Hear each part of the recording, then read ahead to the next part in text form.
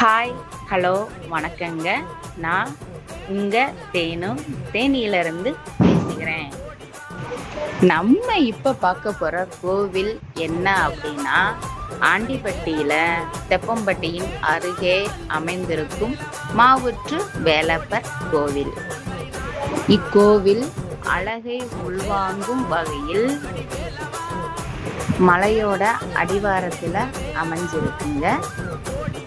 இந்த கோவில் அரமண காலத்துக்கு முன்பிருந்தே இதை வெகு சிறப்பாக எடுத்து நடத்தி கொண்டு இப்பவும் நடந்து கொண்டே இருக்குங்க. இக்கோயிலோட சிறப்பு என்ன அப்படின்னா, மாவுற்று வேலப்பர் என்பதன் பொருளுக்கு இங்கு வற்றாத ஒரு சுனை ஓடிக்கொண்டே இருக்கு. பல வருடங்களாக இந்த சுனையில இருந்து தேனி மாவட்டத்தின் சுற்றுவட்டார பகுதிகளில் இருக்க அனைத்து கிராமங்களும் கோவில் கும்பாபிஷேகம் தீர்த்தம் இங்கிருந்து தாங்க எடுத்துக்கொண்டு போயிட்டு இருக்காங்க. மேலும் இதோட தனிச்சிறப்பு என்ன அப்படின்னா, இங்க இருக்கிற முருகன் சுயம்பு வடிவாக தோன்றியவர். இங்கு சித்திரை மாதம் 1ஆம் தேதி வருகின்ற நாள் பெரிய திருவிழாவாக கொண்டாடப்படுகின்றது. மேலும் முருகன்களின் சஷ்டி விரதங்களும் இங்கு மிக சிறப்பாக எடுத்து நடத்தப்படுகிறது. முருகன் திருவிழாக்களும் பெரு விமர்சையாக இங்கு கொண்டாடப்படுகின்றது. சித்திரை மாதம் 1ஆம் தேதியில் இங்கு தேனியின் சுற்று வட்டார பகுதிகளிலிருந்து எல்லா மக்களும் இங்கே வந்து போவாங்க.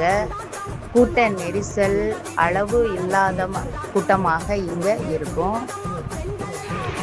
அன்று இங்கே வந்து வேண்டுதல் வச்சுட்டு போகிறவங்க அனைத்து வேண்டுதல்களும் எல்லாம் நடந்திருக்கு அப்படின்னு சொல்லி திரும்ப திரும்ப இங்கே இருக்கிற வேலப்பர் முருகனை வந்து பார்த்துட்டு போகிறாங்க.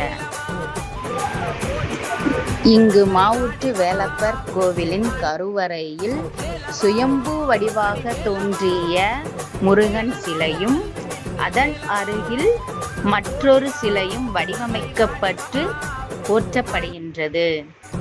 முருகன் கோவிலின் கீழே அடிவாரத்தில் பாதுகாப்பு தெய்வமான கருப்பன் குடிகொண்டு மக்களுக்கு அருள்பாலிக்கின்றார். இங்கு அவர்கள் வேண்டுதல் வைத்தது நடந்த பிறகு கிடாவெட்டுகள் நடத்தப்படுகின்றது.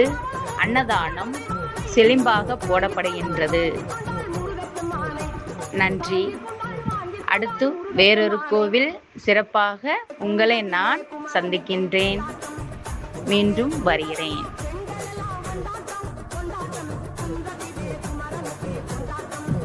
அடுத்த கோவில் சிறப்புகளை பற்றி தெரிகிறதுக்கு உங்கள் தேனு கோவில் விலாக்ஸை லைக் பண்ணுங்கள், ஷேர் பண்ணுங்கள், சப்ஸ்கிரைப் பண்ணுங்கள் மக்களே.